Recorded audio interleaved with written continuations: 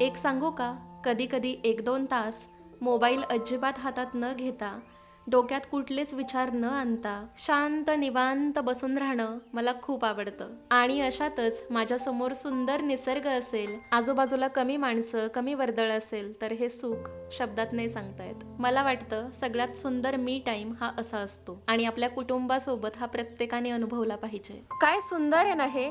माझ्या डोळ्याच्या बरोबर समोर असं हे अथांग पात्र पसरलंय. मला खूप आवडते ही जागा. आणि हे बघा, इथे बसल्या बसल्या पाण्याची पातळी वाढली आहे. इथं पाणी नव्हतं. हे असं बघण्यात, हे निरीक्षण करण्यात पण एक वेगळीच मजा आहे. इथे आम्ही छान वेळ घालवला आणि घरी निघालो. पण जाता जाता गणपती घाटावर आलो, कारण नदीचं पाणी एकदम करेक्ट वाढलंय आणि त्यामुळे हा पूल बघा कसला भारी दिसतोय.